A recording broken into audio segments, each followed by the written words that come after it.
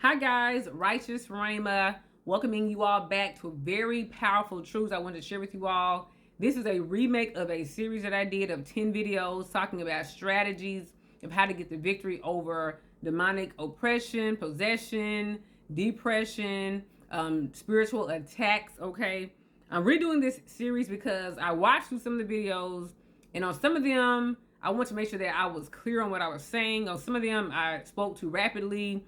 On some of them, I was using a lot of filler words like and and I was trailing off and not enunciating all the words. And so, because this is a very important topic, people being set free, I want to do it over again. So, I will be stating some of the same tactics and adding some new tactics. And also, I've added the Bible verse references. I quoted a lot of Bible verses, but I did not give you all the chapter, book, verse, name, or whatever. So, I want to make sure that you all understand where I'm coming from. A lot of the strategies that I have are biblically based. Okay, I actually was talking to God and I said, God, give me some strategies on how to win the spiritual warfare. And so the first page I wrote, it was like 2021. Then I kept writing, and now I think I'm at like number 115. I think. Let me see, 116. So God has given me a lot of strategies. These are just things that you can use, if you want the victory, if you want to be delivered, if you want to have freedom, if you want to feel better. Okay. So my audience is a specific audience. It's for people who are in a fight, people who are in a spiritual fight. You're under spiritual attack. You're in a storm. You're under warfare. You're in a trial, a test, a tribulation, a temptation. You are in torment. Okay. Under oppression, depression, possession. Okay. So this is for people who need strategies on how to get out. So this is something I heard. I think it's Psalm 144:1. God trains our hands to war and our fingers to fight. Okay, so every fight that you're in requires different strategies. Some fights, like if you're fencing, with a little, the real thin, narrow sword. If you're fencing, it requires a certain level of skills. And if you're boxing, a different set of skills. If you're wrestling, a different set of skills. Doing martial arts, jujitsu, taekwondo, karate. Different types of fighting require different types of tools. So there are different types of tools that you use in spiritual fights. Okay, and the Bible says we wrestle not against flesh and blood. We wrestle against beings that do not have bodies. They do not have spines and blood and vessels and skin. Okay, and so you're fighting against spiritual forces. So you cannot use the boxing techniques. You cannot use the wrestling techniques. You are fighting invisible forces. Okay, and I'm going to share with you all some tools that I have learned from myself, what I have personally experienced, and I've heard the testimonies of dozens of people. I have a lot of books here. I'm going to refer to you all at the end of the video. I've read a lot of books about spiritual warfare.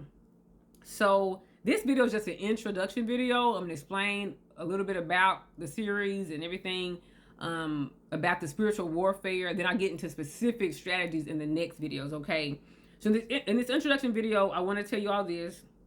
2 Corinthians 2:11, Paul writes a letter to the church in Corinth talking about how they are not ignorant of Satan's devices. They're not ignorant of Satan's designs. Okay, so Satan has devices. Satan has designs. He has custom-made attacks just for you.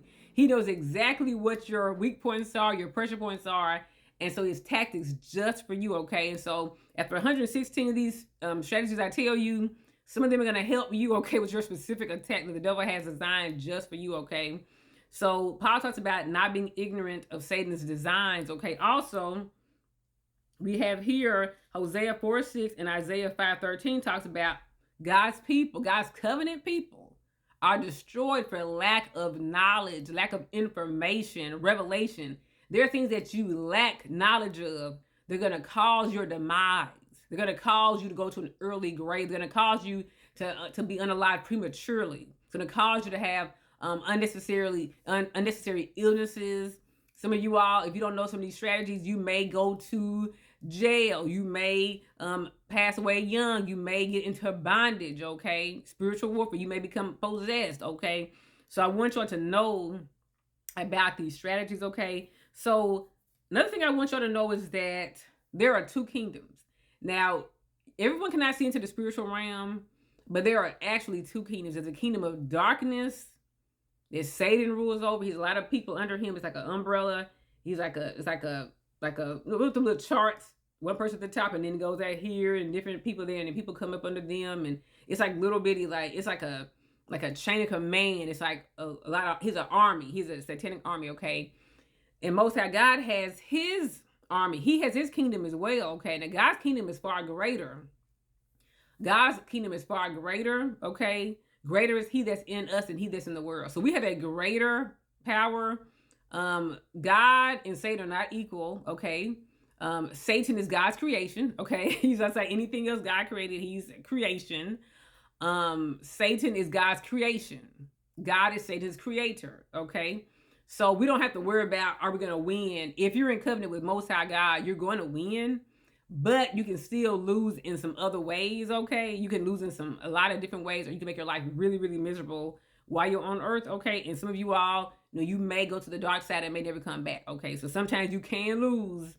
You were in God's kingdom and you got lost and went astray. All right, so there's two different kingdoms: kingdom of darkness, kingdom of light. In Colossians 1:13 talks about this. And you can't be in two kingdoms at the same time, okay? Sometimes us church kids, us church people, us kingdom people, we get bored. We get tempted. We get in lust. We get self-deceived. We get into a mindset of compromise, and we start saying, that kingdom of darkness is a little appealing. He over there? That looks fun over there. And we'll sometimes go over there to the kingdom of darkness, and we'll try to date people over there. We'll try to take some of their activities, and we'll try to take some of their stuff and bring it back over here to the kingdom of light. But you can't do that, because the devil will send his hound dog to go get his stuff back. Okay, so you can't go to the dark side and bring things over to the kingdom of light, because light and darkness have nothing to do with each other. They are two totally different. They can't be. You can't have light and dark together. They have to be separate. They're mutually exclusive. So you cannot go to the dark side and get stuff and think you're not going to have to pay a penalty for it. So you're going to have to pay. It's like if you were to take something from a bank or a jewelry store that's not yours, you will have to pay a very heavy penalty, okay? And that's what happens. A lot of people, when we get saved, we try to still dabble in the world. You hear about women who go dabble, date the wrong kind of men, and the men unalive them and their kids, and the woman end up, selling stuff for him, and then she ends up doing jail sentences, or the stuff happens when you play in the darkness. So especially when you leave and come back, the devil actually gets mad. He gets offended by that. So he'll actually be worse to you if you left his kingdom and came back. The Bible says, if an unclean spirit leaves out of a man, if it's an opening for him to come back in, he will bring with him 7 worse spirits. Okay, so it's actually worse. It's worse if you leave and come back. Okay, it's worse if you leave the kingdom and come back. They're gonna make sure they really tie you real tight, because they feel like she got away the last time. They're gonna let her go this time. So do not play with both sides of the kingdom, especially if you're like gifted or anointed. You have a ministry to win people to Christ. You have a high target on your back. Okay, you have a target on your back. Playing with the enemy stuff. It looks innocent, but there's going to be baits in there, traps, snares. Okay, it's a slippery slope. You think it's going to be a little, I'm going to go into play for like 2 seconds and come back. I'm going to homecoming and play 2 seconds and come back. I'm going to go to a bachelorette party and play there for 2 seconds to come back. I'm going to make out with this guy and go on a date and come back. But it's going to be a trap in there. It's going to be some bait in there, and you won't be able to come back as easy as you think you will. But I'm going to tell you all, if you do make mistakes, I will tell you all how to get out based on what I have been taught, what I have learned, what I have experienced. So if you have gone back to the dark side, I have some tools and tips to get you out, okay? So do not worry. It's not too late. If you're watching this video, if you were tagged to this video, if you were sharing this video, it's not too late. And know that also both sides operate very legally. The dark kingdom works very legally, and the good kingdom operates very legally, okay? They don't do anything they cannot do. They can only do what they can do. Satan can only devour whom he may. He said, I'm seeking whom I may devour. So the devil could not get everybody, because some people are, they don't have any openings in their life where he can get them. And the Bible says, Proverbs 26:2, a causeless curse cannot land. You cannot curse a person who has no opening to them. So this is the intro to the series. There'll probably be maybe 12, 13, 14 parts. So come back. I will try to record them all in a short time period. So thanks for watching, guys. Come back. Bye.